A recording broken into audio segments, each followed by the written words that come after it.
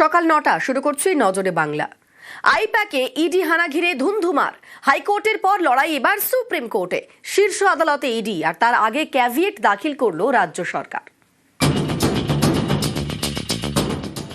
তৃণমূলের পরামর্শদাতা সংস্থা আইপ্যাকের কর্ণধার প্রতীক জৈনের বাড়ি এবং অফিসে ইডি হানা ঘিরে ধুমধুমার পরিস্থিতি তৈরি হয় বৃহস্পতিবার।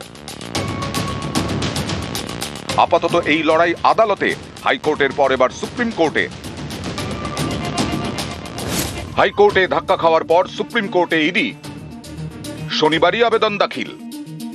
পাল্টা শীর্ষ আদালতে ক্যাভিয়েট দাখিল করেছে রাজ্য সরকারও। একতরফাভাবে যাতে শুনানি না হয় তার জন্য ক্যাভিয়েট দাখিল রাজ্যের। ইডি হানা ঘিরে এই নজিরবিহীন সংঘাতের পর তৃণমূল এবং ইডি দুপক্ষই একে অপরের বিরুদ্ধে কলকাতা হাইকোর্টে যায়, কিন্তু এজলাসেও নজিরবিহীন বিশৃঙ্খলা তৈরি হয়, যার জেরে শুনানি স্থগিত করে দেন বিচারপতি শুভ্রা ঘোষ। তিনি জানিয়ে দেন, তৃণমূল এবং ইডির দায়ের করা মামলার শুনানি হবে 14ই জানুয়ারি। তখন জরুরি ভিত্তিতে শুনানির আবেদন করে ইডি, কিন্তু ধাক্কা খেতে হয় কেন্দ্রীয় এজেন্সিকে। ইডির আবেদনে সাড়া দেননি কলকাতা হাইকোর্টের ভারপ্রাপ্ত প্রধান বিচারপতি সুজয় পাল। প্রধান বিচারপতির সচিবালয় জানিয়ে দেয়, বিচারপতি শুভ্রা ঘোষ শুনানি স্থগিত করেছেন। এমন পরিস্থিতিতে জরুরি একক বেঞ্চ তৈরি করে জরুরি ভিত্তিতে শুনানির প্রয়োজন নেই। লড়াই এবার দেশের শীর্ষ আদালতে। নিউজ 18 বাংলা। এবার দেশের শীর্ষ আদালতে মুখোমুখি ইডি এবং রাজ্যের পুলিশ। সুপ্রিম কোর্টে লড়াইয়ের আগে ঘর গোছাচ্ছে দুপক্ষই। দুপক্ষেরই অস্ত্র বৃহস্পতিবারের ঘটনাক্রম।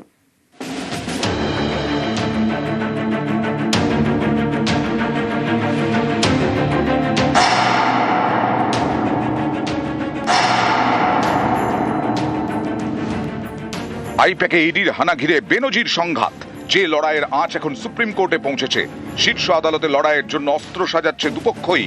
ইডি এবং পুলিশ দুতরফেরই হাতিয়ার। বৃহস্পতিবারের ঘটনাক্রম। সেদিন ইডির হানার সময় ঠিক কি হয়েছিল তা নিয়ে রিপোর্ট তৈরি করেছে কেন্দ্রীয় এজেন্সি এবং পুলিশ দুপক্ষই।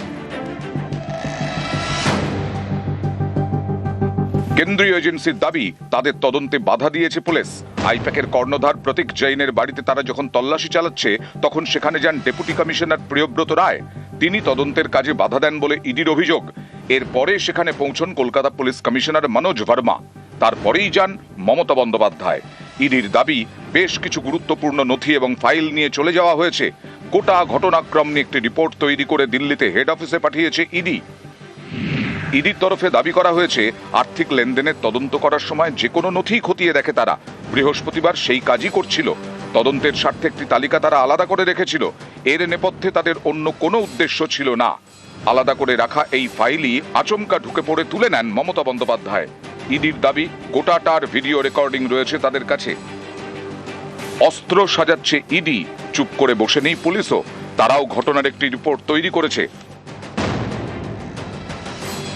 পুলিশের দাবি, বৃহস্পতিবার সকালে 7 নম্বর লাউডন স্ট্রিটে জোর করে কারো ঢোকার খবর পেয়ে যান তারা। প্রথমে বাড়ির নিচেই পুলিশকে বাধা দেওয়া হয়। ডেপুটি কমিশনার প্রিয়ব্রত রায়কে ধাক্কা দেওয়া হয়। পুলিশের দাবি, কোনো রকম সার্চ ওয়ারেন্ট দেখানো হয়নি তাদের। পুলিশ ফিরে আসার পরেই পুলিশ কমিশনার যান। এক্ষেত্রে পুলিশের অস্ত্র, ঘটনার ভিডিও রেকর্ডিং, সিসি ক্যামেরার ফুটেজ। আরও বিস্তারিত তথ্য জোগাড়ের জন্য প্রতীক জৈন, তাঁর স্ত্রী এবং প্রতীকের মায়ের সঙ্গেও কথা বলছে পুলিশ। পাশাপাশি কথা বলা হচ্ছে আইপ্যাক কর্ণধারের পরিচারিকা এবং নিরাপত্তা রক্ষীর সঙ্গেও। ইডির তল্লাশি অভিযানের তদন্তে পুলিশের নজরে ইডি আধিকারিকরাও। ইডির তরফে কলকাতার যেসব অফিসার অভিযানে ছিলেন তাদের গতিবিধির ওপর নজর রাখছে পুলিশ। তল্লাশি অভিযানের সময় যারা পুলিশের সঙ্গে খারাপ ব্যবহার করেছিলেন, প্রয়োজনে তাদের জিজ্ঞাসাবাদও করা হতে পারে। পাশাপাশি ঘটনার দিন সিআরপিএফ এর কোন কোন জওয়ান উপস্থিত ছিলেন তাদেরও পরিচয় জানার চেষ্টা করছে পুলিশ। নিউজ 18 বাংলা।